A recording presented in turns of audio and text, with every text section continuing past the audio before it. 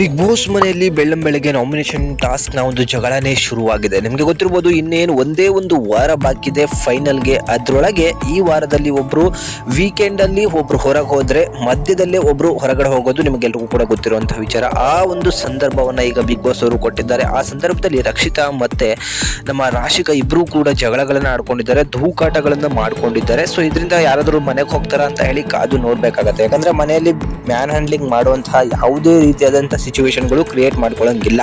ಆದ್ರೆ big boss ಅವರು ಕೊಟ್ಟಿರುವಂತಹ ನಾಮಿನೇಷನ್ ಟಾಸ್ಕ್ ಏನಂತ ಹೇಳಿದ್ರೆ, ಮನೆಯ ಮುಖ್ಯ ದ್ವಾರವನ್ನ ಓಪನ್ ಮಾಡಿ ಇಟ್ಟಿದ್ದಾರೆ. ಅಲ್ಲಿ ಹಲವಾರು ಬಾಲ್ಗಳನ್ನ ಇವರಿಗೆ ಕೊಟ್ಟಿದ್ದಾರೆ. ಸೊ ಹೊರಗಡೆ ನಿಂತ್ಕೊಂಡು ಆ ಬಾಲ್ ಮೇಲೆ ಯಾರು ಹೊರಗಡೆ ಹೋಗ್ಬೇಕು ಅವರ ಫೋಟೋವನ್ನ ಅಂಟಿಸಿ ಆ ಬಾಲನ್ನ ಮುಖ್ಯ ದ್ವಾರದ ಕಡೆ ಜಾಡಿಸಿ ಹೊಡೆಯಬೇಕು. ಈ ಸಂದರ್ಭವನ್ನ ಎಲ್ಲರೂ ಕೂಡ ಮಾಡ್ಕೊಂಡು ಬರ್ತಾ ಇರ್ತಾರೆ. ಆದ್ರೆ ರಾಶಿಕಾ ಅವರು ಬಂದಂತಹ ಸಂದರ್ಭದಲ್ಲಿ ಬಾಲ್ಗೆ ರಕ್ಷಿತಾ ಅವರ ಫೋಟೋವನ್ನ ಅಂಟಿಸಿ ಅವರು ಬಾಲನ್ನ ಜಾಡಿಸಿ ಜೋರಾಗಿ ಹೊಡೆದು ಹೇಳ್ತಾರೆ, ಈ ರಕ್ಷಿತಾ ಏನ್ ಮಾತಾಡ್ತಾಳೆ, ಇವಳೆಲ್ಲರೂ ಫೇಕು. ಯಾಕಂತ ಹೇಳಿದ್ರೆ ವೀಕೆಂಡ್ ಬಂದಾಗ ಇವಳಿಗೆ ಮಾತುಗಳೇ ಹೊರಗಡೆ ಬರೋದಿಲ್ಲ. ಆದ್ರೆ ನಮ್ಮ ಹತ್ರ ಜಗಳ ಆಡ್ಬೇಕಾದ್ರೆ 1 by 1 ಕೊಡ್ತಾನೆ ಇರ್ತಾಳೆ ಕೌಂಟರ್ಗಳನ್ನ.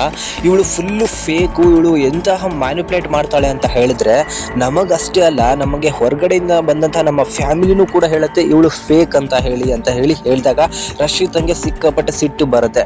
ಅಂದ್ರೆ ನಿಮ್ ಫ್ಯಾಮಿಲಿ ಹೊರಗಡೆ ನಡೆದಿರೋ ಮ್ಯಾಟರ್ನ ನಿನ್ನ ಹತ್ರ ಬಂದು ಹೇಳಕ್ ಬಂದಿದ್ರಾ ಅಂತ ಹೇಳಿ ಡೈರೆಕ್ಟ್ ಆಗಿ ಕೇಳ್ತಾಳೆ ಅವಳು. ಆಗ ರಾಶಿತಕ್ಕೆ ಸಿಟ್ಟು ಬಂದು, ನನ್ನ ಫ್ಯಾಮಿಲಿ ನೀನು ಅಡ್ಡ ತರಬೇಡ ಕಣೆ, ನಿಂದು ಜಗಳದಲ್ಲಿ ಅವ್ರನ್ನ ಯಾಕೆ ತರ್ತೀಯ, ಫ್ಯಾಮಿಲಿ ತಂದ್ರೆ ಸರಿ ಇರೋಲ್ಲ ಅಂತ ಹೇಳಿ ಬಾಲನ್ನ ಅಲ್ಲೇ ಬಿಸಾಕಿ ರಕ್ಷಿತನ ಬಂದು ದೂಕ್ತಾರೆ.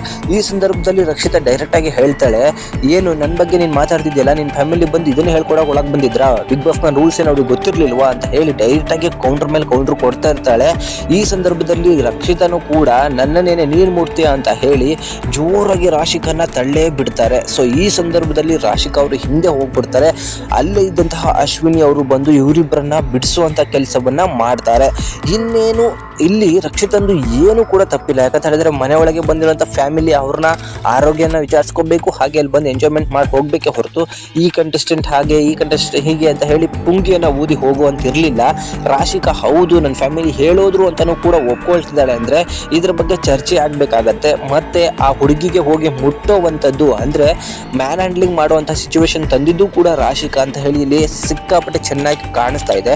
ಇದರ ಬಗ್ಗೆ ಏನ್ ತೀರ್ಮಾನವನ್ನ ತಗೊಳ್ತಾರೆ ಅಂತ ಹೇಳಿ ಕಾದು ನೋಡ್ಬೇಕಾಗತ್ತೆ. ಹಾಗೂ ಮಿಡ್ ವೀಕ್ ಅಲ್ಲಿ ಯಾರು ಹೊರಗಡೆ ಹೋಗ್ತಾರೋ ಅವರ ಹೆಸರನ್ನ ಕಮೆಂಟ್ ಮಾಡಿ ತಿಳಿಸಿ. Thank you.